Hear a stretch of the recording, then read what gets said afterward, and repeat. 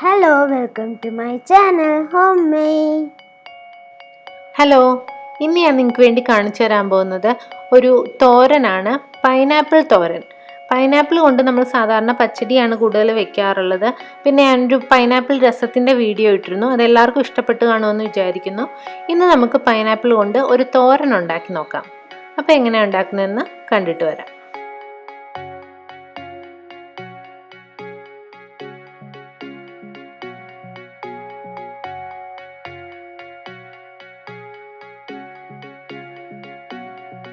നമുക്കൊരു പാൻ ചൂടാക്കാൻ വയ്ക്കാം. അതിലേക്ക് 2 ടേബിൾ സ്പൂൺ ഓയിൽ ഒഴിച്ചു കൊടുക്കാം. ഞാൻ വെളിച്ചെണ്ണയാണ് ഉപയോഗിച്ചിരിക്കുന്നത്. അതിനകത്തേക്ക് നമുക്ക് കടുക് ചേർക്കാം. ഞാൻ 1.5 ടേബിൾ സ്പൂണോളം കടുക് ചേർക്കുന്നുണ്ട്. കടുക് നന്നായി പൊട്ടി വരുമ്പോഴേക്കും നമുക്കൊരു 1/4 ടീസ്പൂൺ നല്ല ജീരകം ചേർത്ത് കൊടുക്കാം. ഈ ജീരകത്തിൻ്റെ ടേസ്റ്റ് ഈ പൈനാപ്പിൾ തോരന് ഒരു പ്രത്യേക ഫ്ലേവർ തരും. അതുകൊണ്ട് ജീരകം ഇടാതിരുന്നു കഴിഞ്ഞാൽ ഈ ഒരു ടേസ്റ്റ് കിട്ടില്ല. ജീരകം ഒന്ന് ചൂടാകുന്നവരെ നമുക്ക് ഇളക്കി കൊടുക്കാം. അതിനകത്തേക്ക് ഒരു 3 വറ്റൽമുളക് ചെറുതായിട്ട് മുറിച്ചത് ചേർത്ത് ചൂടാക്കാം. വറ്റൽമുളക് ചൂടായി വരുമ്പോഴേക്കും അതിനകത്തേക്ക് ഒരു 2-3 വെളുത്തുള്ളി, 2 പച്ചമുളക്, കുറച്ച് വേപ്പില, ഇത്രയും കൂടെ ഞാൻ ചതച്ച് വെച്ചിരുന്നതാണ് ചേർത്തിരിക്കുന്നത്. വെളുത്തുള്ളി എന്തായാലും ചേർക്കണം, അത് നല്ല ടേസ്റ്റാണ്. പിന്നെ വേണമെന്നുണ്ടെങ്കിൽ ഒരു 3-4 ചുവന്നുള്ളിയും കൂടെ നമുക്ക് ഇതിൻ്റെ കൂടെ ചതച്ച് ചേർക്കാവുന്നതാണ്. ഞാൻ ഉള്ളി ചേർത്തിട്ടില്ല. ഇപ്പോൾ വെളുത്തുള്ളി, പച്ചമുളകും വേപ്പിലയും കൂടെ ചതച്ച് വെച്ചതാണ് ഞാനിപ്പോൾ ചേർത്തിരിക്കുന്നത്. അതൊന്ന് ചൂടായി വരുമ്പോഴേക്കും നമുക്ക് പൈനാപ്പിൾ ചേർത്ത് കൊടുക്കാം. ഞാനിവിടെ 1/2 കിലോ പൈനാപ്പിളാണ് എടുത്തിരിക്കുന്നത്. ചെറുതായിട്ട് അരിഞ്ഞെടുത്തിട്ടുണ്ട്. പിന്നെ ചെറുതായിട്ട് പഴുത്ത് തുടങ്ങിയ പൈനാപ്പിളാണ് ഞാൻ എടുത്തത്. കാരണം എനിക്ക് മധുരമുള്ള കറികളോട് ഭയങ്കര ഇഷ്ടമാണ്. അതുകൊണ്ടാണ് ഞാൻ ചെറുതായിട്ട് പഴുത്ത് തുടങ്ങിയ പൈനാപ്പിൾ എടുത്തത്. നിങ്ങൾക്ക് വേണമെന്നുണ്ടെങ്കിൽ, മധുരം താല്പര്യമില്ലെന്നുണ്ടെങ്കിൽ പച്ച പൈനാപ്പിൾ നോക്കി എടുത്താൽ മതിയാവും. അതാകുമ്പോൾ അങ്ങനെ മധുരം ഉണ്ടാവില്ല, പുളിയായിരിക്കും കൂടുതൽ. അപ്പം ഇതാകുമ്പോൾ ചെറുതായിട്ട് പഴുത്ത് തുടങ്ങുന്നതാകുമ്പോൾ കുറച്ച് മധുരവും കുറച്ച് പുളിയും എല്ലാം ഉണ്ടാവും.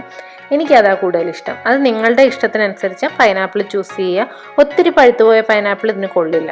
പൈനാപ്പിളും കൂടെ നന്നായിട്ട് ചേർത്തതിന് ശേഷം നന്നായി ഇളക്കിയിട്ട് ഒന്ന് മൂടി വെച്ച് ഒരു 5 തൊട്ട് 8 മിനിറ്റ് വരെ വേവിച്ചു കൊടുക്കുക. പൈനാപ്പിൾ ഒന്ന് മൂടി വെച്ച് കഴിയുമ്പോഴേ വേകുള്ളൂ. ചെറിയ പീസായിട്ട് അരിയാൻ ശ്രദ്ധിക്കണം. വലിയ പീസായിട്ട് അരിഞ്ഞാൽ വെന്ത് കിട്ടാൻ വളരെ പാടാണ്. അപ്പോൾ ഇടയ്ക്കൊന്ന് തുറന്ന് നോക്കി വെന്തോന്ന് ചെക്ക് ചെയ്യുക.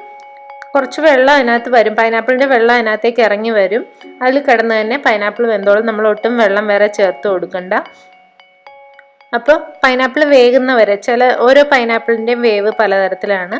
അപ്പോൾ പൈനാപ്പിളിൻ്റെ മൂത്തതാണോ പഴുത്തതാണോ എന്നൊക്കെ അനുസരിച്ചിരിക്കും അതിൻ്റെ വേവ്. അത് നന്നായിട്ട് ശ്രദ്ധിച്ച് 5 മുതൽ 10 മിനിറ്റ് വരെ നമുക്ക് വെച്ച് ഇത് വേവിച്ചു കൊടുക്കാം. വെന്തതിന് ശേഷം തുറന്നിട്ട് ആവശ്യത്തിന് ഉപ്പ് ചേർത്ത് കൊടുക്കുക. പിന്നെ ഒരു 1/4 ടീസ്പൂൺ മഞ്ഞൾപ്പൊടി ചേർത്ത് കൊടുക്കാം. 1/2 ടീസ്പൂണോളം മുളക് പൊടി ചേർത്ത് കൊടുക്കാം. മുളക് പൊടി അധികം ചേർക്കാൻ താല്പര്യമില്ലാത്തവരാണെന്നുണ്ടെങ്കിൽ പച്ചമുളക് നമ്മൾ ആദ്യം ചേർത്തില്ലേ, അതിനകത്ത് ഒരു 2-3 പച്ചമുളക് കൂടുതൽ ചേർത്ത് കൊടുക്കുക. അങ്ങനെയാണെന്നുണ്ടെങ്കിൽ മുളക് പൊടി ചേർക്കേണ്ട കാര്യമില്ല. പച്ചമുളക് ചേർക്കുന്നത് നല്ല ടേസ്റ്റാണ്. പച്ചമുളക് മാത്രം ചേർക്കുന്നത് നല്ല ടേസ്റ്റാണ്. പൊടികളും കൂടെ ചേർത്തതിന് ശേഷം ഒന്ന് നന്നായിട്ട് ചൂടാക്കിക്കൊണ്ട് അതിനകത്തേക്ക് തേങ്ങ ചേർത്ത് കൊടുക്കാം.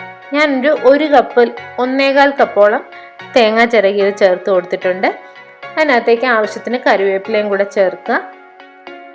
കുറച്ച് വെള്ളം അതിനകത്ത് ഉണ്ടാകും, എന്നാലും കുഴപ്പമില്ല. തേങ്ങ ഇട്ട് കഴിയുമ്പോൾ ആ വെള്ളമൊക്കെ നന്നായിട്ട് വലിഞ്ഞോളും. ഇനി ഇത് നന്നായിട്ട് മിക്സ് ചെയ്യുക. തേങ്ങയും പൈനാപ്പിളും എല്ലാം കൂടെ നന്നായിട്ട് മിക്സ് ചെയ്ത് കൊടുക്കുക.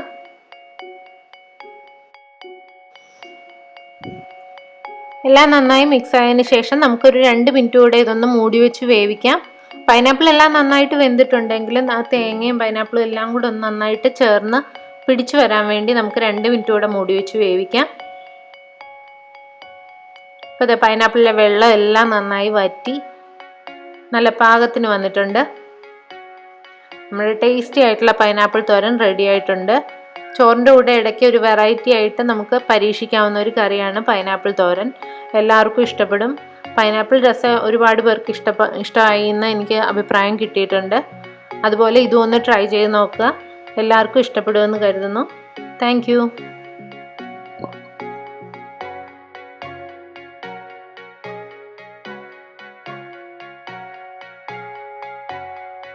നിങ്ങൾക്ക് എൻ്റെ വീഡിയോ ഇഷ്ടപ്പെട്ടെങ്കിൽ സബ്സ്ക്രൈബ് ചെയ്യാൻ മറക്കല്ലേ. എൻ്റെ പുതിയ വീഡിയോസിൻ്റെ നോട്ടിഫിക്കേഷന് വേണ്ടി ബെൽ ബട്ടൺ ക്ലിക്ക് ചെയ്യണേ.